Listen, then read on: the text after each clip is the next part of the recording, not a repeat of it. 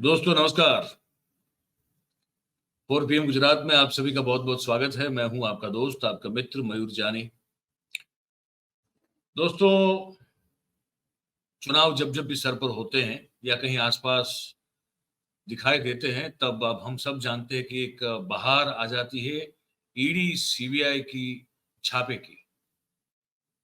और चुन चुन कर वो छापे जो हैं वो पड़ते हैं विपक्ष के नेताओं पर, या तो उनके परिचितों पर, उनके रिश्तेदारों पर।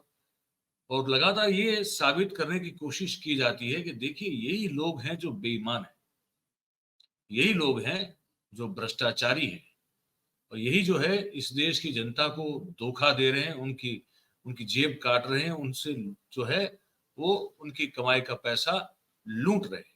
ये लगातार पिछले 9.5 साल से हम देखते आ रहे हैं। वैसा ही कुछ हुआ रहा। ये गहलोत साहब के जो सुपुत्र हैं, वैभव गहलोत, कुछ 10-12 साल पुराना कुछ केस है, वो केस है। और उस पर जो है अब जाके छापे पड़े, उसको लेकर देश में बड़ी चर्चा है। सोशल मीडिया पर बहुत कुछ उस पर जो है चल रहा है। हमने कहा थोड़ा उस पर भी बात कर लेंगे आज। और फिर हम जब प्रधानमंत्री जी नहीं थे, तब जब उन्होंने एक बात कही थी, जब वो प्रधानमंत्री पद के उम्मीदवार थे, कैंडिडेट थे, तब जो उन्होंने देश के मीडिया को ही एक इंटरव्यू में जो कहा था, उस बात को, क्योंकि हम तो उस समय भी सुना करते थे ध्यान से, आज भी सुनते हैं ध्यान से, तो हम उस पर भी एक बात आपको इस वीडियो में करेंगे। अशोक गहलोत ने क्या कहा, सचिन पायलट ने क्या कहा है, वो भी आपको सुनाएंगे। सबसे पहले आप ये काम मैं बताना शुरू करूं, उससे पहले एक छोटी सी रिक्वेस्ट मैं हमेशा करता हूं कि अगर आपको ठीक लगे, उचित लगे, तो अभी से इस वीडियो की लिंक को आप शेयर कीजिए, ताकि जो जानकारी हम देने जा रहे हैं या जो बात आप करने जा रहे हैं वो मैक्सिमम लोगों तक पहुंच जाएगी, अगर आप थोड़ा समर्थन देंगे, सहयोग देंगे तो बात बताना शुरू करते हैं। सबसे पहले आप देखिए, ये एक ट्वीट है, ये इसको देखिए आप। ये ट्वीट है, इसमें सुप्रिया सेनेत जी ने लिखा हुआ है कि ईडी बीजेपी का टिड्डी दल है। जैसे टिड्डी दल फसल चट कर जाता है, वैसे ही ईडी भी बीजेपी की फसल को चट कर जाएगी। गांव गांव में यह खबर फैल जाएगी कि बीजेपी के लोग ईडी का प्रयोग टिड्डी दल की तरह कर रहे हैं। समझे आप? क्या कहें। अब उसके बाद एक और आपको जो है ट्वीट दिखाता हूं मैं। ये कांग्रेस का ट्वीट है कि आज राजस्थान में जांच एजेंसियों ने जो कार्रवाई की, उनकी टाइमिंग बहुत संदिग्ध है। देश और प्रदेश इसे बहुत गंभीरता से देख रहा है।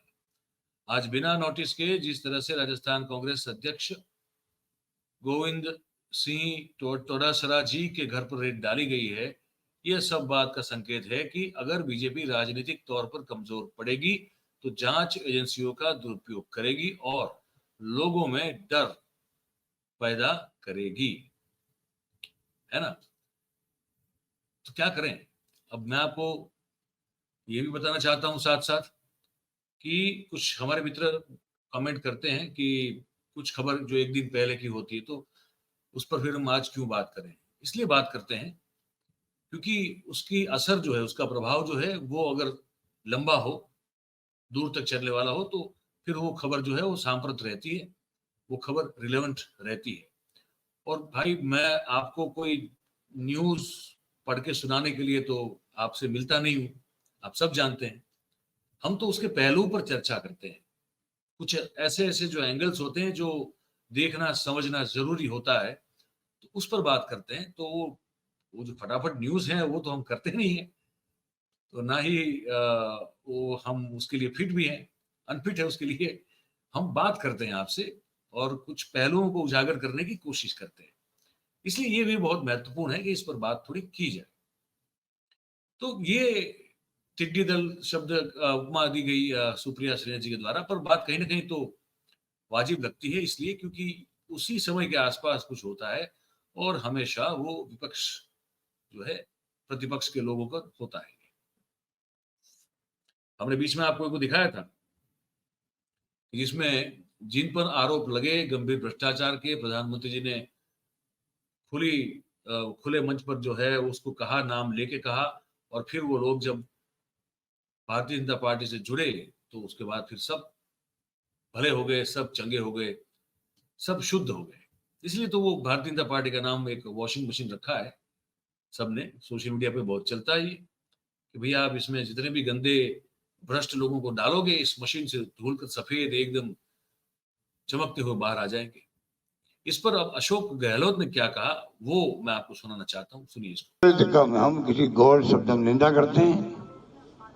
वैभव गहलोत को कोई 5-10 साल में सुनता रहता हूँ, लोग शिकायत ईडी में करते करते। एक वो महाराष्ट्र के आए थे member parliament, x member parliament, तब से सुन रहा हूँ मैं। और परसों कल नोटिस मिला, आज वहां जाके हाजिर हो ईडी के अंदर। कल नोटिस मिला, तारीख लगी 19 तारीख लगी हुई, कल 25 को नोटिस, 26 को आप हाजिर हो जाओ। तो क्या है? तो ये मजाक नहीं है क्या? ये हम कोई गवर्नर ने भी, हमारे रंधावा साहब ने कहा, कांग्रेस पार्टी उसके नेता कोई घबराने वाला नहीं है, चाहे वो कितना ही ईडी का दुरुपयोग करे। हमारे यहाँ जो टीडी दल आता है, उस टीडी जो पाकिस्तान से आता है टीडी दल, वो फसलों चट कर जाता है। ईडी इनकी फसलों को चट कर जाएगी। ईडी जो है ना, बीजेपी की ऐसी हालत खराब करेगी, गांव गांव बात फैल जाएगी कि टीडी दल की तरह ईडी का उपयोग कर रहे हैं। आप समझ जाएगा।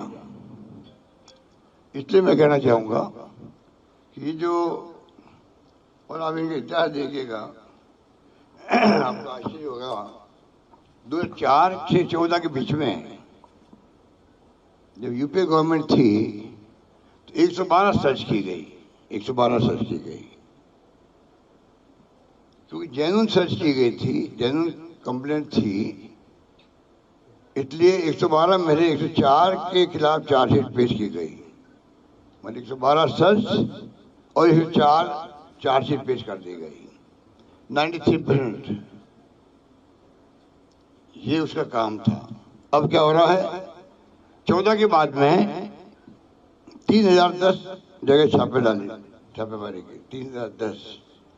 कहाँ तो 112 10 साल में, और कहाँ 3010 9 साल में।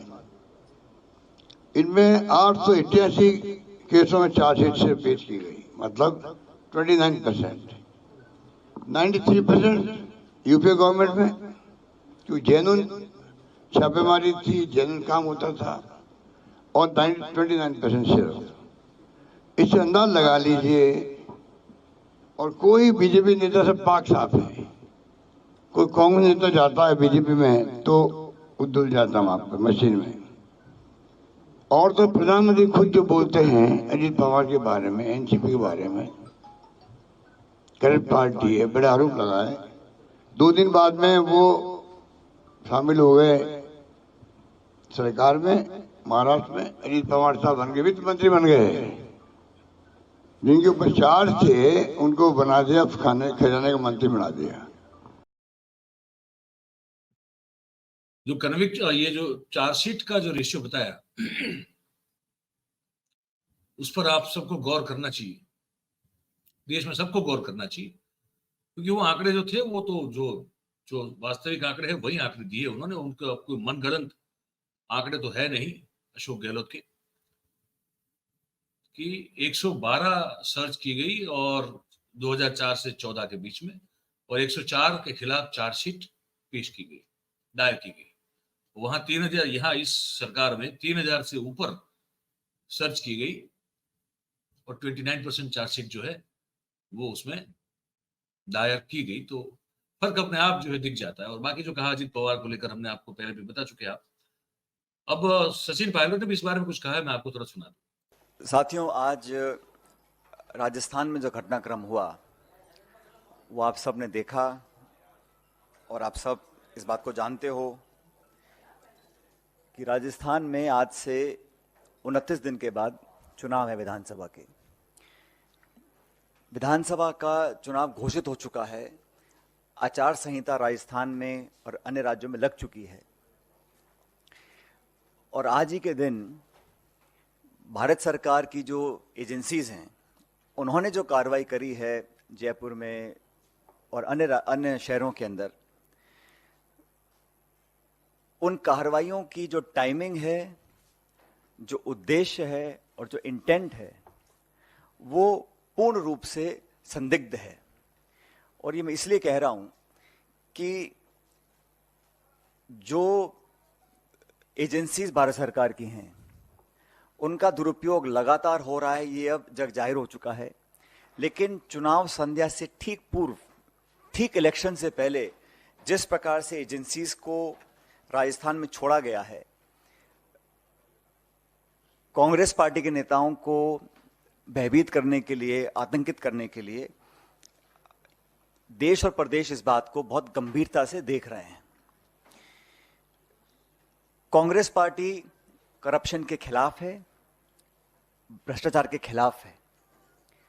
अगर कोई भी निष्पक्ष जांच होती है और कोई सबूत प्रमाण के साथ संदिग्ध पाया जाता है, उस पर कार्रवाई हो, इसके पक्ष में हम लोग हैं। लेकिन इलेक्शन में अपनी हार देखते हुए अगर भारत सरकार इस बात को समझ गई है कि वहां बीजेपी चुनाव हार रही है और फिर नेताओं को स्पेसिफिकली टारगेट कर कर बिना सबूत और तथ्य के कांग्रेस पार्टी के अध्यक्ष को जिस प्रकार से उनके अगर रेड डाली गई, उनको कोई समन नहीं, कोई बुलावा नहीं, कोई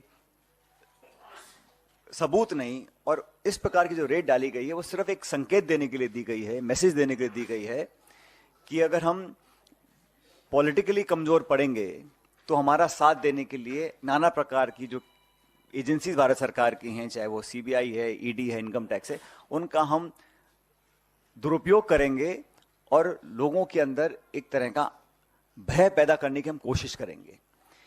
इसका कांग्रेस पार्टी लोगों के अंदर एक तरह का भय पैदा करने की कोशिश करेंगे, कर रहे हैं, करते आ रहे हैं, बिल्कुल। लेकिन मैं आप आखिर में इस कार्यक्रम के अंत में आपको वो एक बयान आपको सुनाने जा रहा हूं प्रधानमंत्री जी का, जो उस वक्त प्रधानमंत्री पद के उम्मीदवार थे। उस समय उन्होंने एक चैनल में इंटरव्यू दिया था और मैं वो जो वहां बोले थे उस चीज को बड़ा ईमानदारी से मानता हूं। इसमें कोई कटाक्ष नहीं है, कोई सटायर नहीं है, कोई सरकाजम नहीं है। एकदम ईमानदारी से, बिल्कुल सीधे रूप तौर पे बोल रहा हूं कि वो जो आप सुनेंगे, जो उस समय उन्होंने कहा था, मैं उस बात का पक्षधर व्यक्तिगत रूप से तो बहुत हूं, बिल्कुल हूं, 100% हूं। सुनिए इस बात को। इतना बड़ा चुनाव हुआ, एक बार भी रूलिंग पार्टी के किसी व्यक्ति ने महंगाई पर बोला क्या? किसी इंटरव्यू वाले ने पूछा क्या महंगाई मुद्दा नहीं है क्या? भ्रष्टाचार मुद्दा है कि नहीं है? मैं हैरान हूं, मेरे देश का मीडिया को भी क्या हो गया है। कम से कम वो तो रूलिंग पार्टी को पूछना चाहिए। इतना बड़ा चुनाव, एक बार फिर से सुनिए इसको। इतना बड़ा चुनाव हुआ, एक बार भी रूलिंग पार्टी के किसी व्यक्ति ने महंगाई पर बोला क्या? किसी इंटरव्यू वाले ने पूछा क्या महंगाई मुद्दा नहीं है क्या? भ्रष्टाचार मुद्दा है कि नहीं है? मैं हैरान हूं, मेरे देश का मीडिया को भी क्या हो गया है। कम से कम वो तो रूलिंग पार्टी को पूछना चाहिए। इतना बिल्कुल मैं आपसे महाराज पूरी तरह से सहमत हूं। देश के मीडिया को ये काम बिल्कुल करना चाहिए, भ्रष्टाचार के बारे में सवाल उठाने चाहिए। महंगाई एक बहुत बड़ा मुद्दा है और आपकी बात से यहाँ पे हम कतई कहीं भी असहमत नहीं हो सकते। इसीलिए उसी रास्ते पे चलते हुए हम सवाल पूछ रहे हैं। और जैसे आप अंत में कह रहे थे कि और ये रूलिंग पार्टी को पूछना चाहिए, तो महाराज इस समय रूलिंग पार्टी आप हैं, तो सवाल आपको पूछ रहे हैं।